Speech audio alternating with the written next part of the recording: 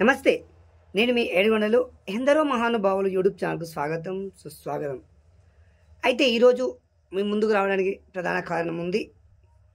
మరి ఫస్ట్ మొట్టమొదటిసారి చూసినట్లయితే పక్కన ఉన్న గంట గుర్తు నొక్కండి. మన వీడియోలు నిరంతరం వచ్చేలా చూసుకోండి.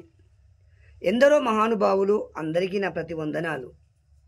మరి ఈరోజు మనం ఒక చిన్న సంఘటన చూడడం జరిగింది. దానిపైన స్పందించడానికి మీ ముందుకు రావడం జరుగుతుంది. విషయం ఏమిటంటే బైంసాలో ఆంజనేయ స్వాముల ధర్నా, ఆంజనేయ స్వాముల పోరాటం.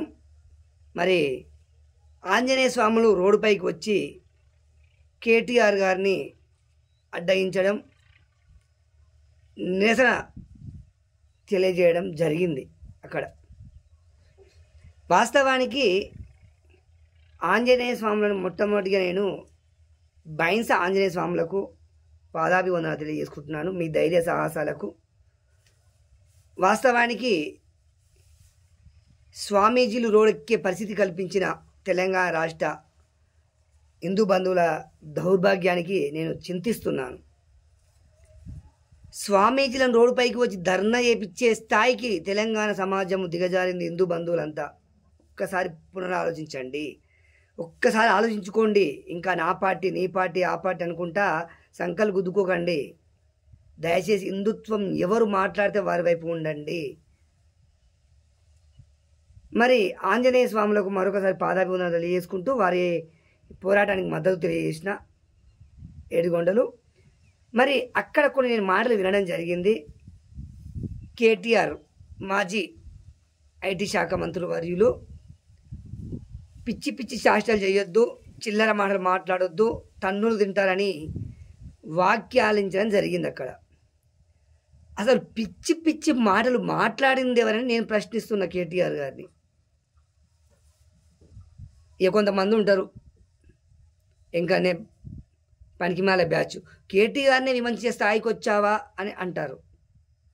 కేటీఆర్ దిగజారినప్పుడు నాలాంటి ప్రతి ఒక్కరు కూడా ప్రశ్నిస్తారు. మరి ఏం దిగజారిండు, ఏం మాట్లాడుతున్నాను అని మీరు అంటారు. నాకు తెలుసు ఎంత దిగజారిపోయిండో మీకు యూట్యూబ్లోకి వెళ్ళి చూడండి. హిందుత్వం పైన, రాముని పైన చేసిన వ్యాఖ్యలకు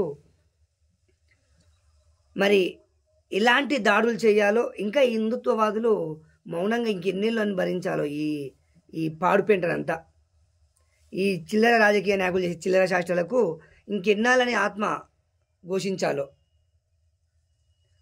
మరి శ్రీరాముని గురించి, జై శ్రీరామ్ అంటే కడుపులోకి అన్నం వస్తుందా, అదొస్తుందా, ఇది వస్తుందని హిందుత్వాన్ని కించపరిచారు.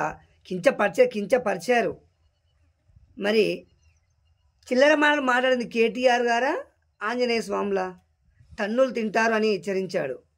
మరి ఎందుకంటే మీరు గతంలో ఐటీ శాఖ మంత్రివర్యులు, పదజాలాన్ని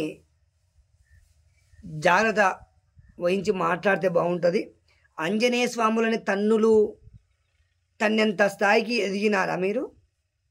స్పష్టంగా అక్కడ నేను చూశాను ఇందాకే, తన్నులు తింటారు, వాళ్ళు పిచ్చి శాస్త్రాలు ఏం చేయలేదు. నువ్వు కారు కూతలు కూసినందుకు ఆంజనేయ స్వామి రోడ్డుపైకి రావాల్సి వచ్చింది.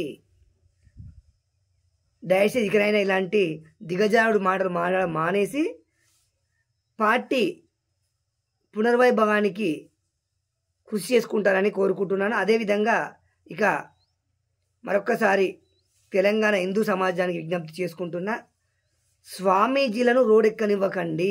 అంటే మీరు మళ్ళీ ఆయన ఎవడెక్కమన్నాడు అని మీరు అంటారు. మనం చేతగానితనం వల్ల చివరికి స్వామీజీలు రోడ్డెక్కవలసి వస్తుంది. ఇంకొక మాట అన్నారు కేటీఆర్ గారు, ఏమన్నారంటే శ్రీరాముడు ఇదే చెప్పిండు అని. అసలు శ్రీరాముడు చెప్పింది అది కాదు, రావణ సంహారం చేయమని చెప్పిండు. హిందూ ధర్మానికి ఏమైనా చేటు తగిలితే ధనస్సు తీసుకొని మరి రాక్షస సంహారం కూడా చేయమని చెప్పిండు, ఆదరించమని చెప్పిండు. తేడా వస్తే మరి వేసేయమని కూడా చెప్పిండు, వేసేసారి చూపించాడు కూడా. ప్రతి ఒక్కరు శ్రీరాముడు ఇదే చెప్పిండా, అదే చెప్పిండా, మీకు చెప్పిండా శ్రీరాముడు అడగలేదు తినమని? మీకెవరు చెప్పారు?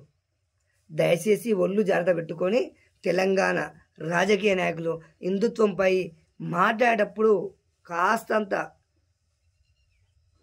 తనువు దగ్గర పెట్టుకొని మాట్లాడతారని ఆశిస్తున్నాను. జై శ్రీరామ్, జై హింద్, జై భారత్ మాత, జై జవాన్, జై కిసాన్.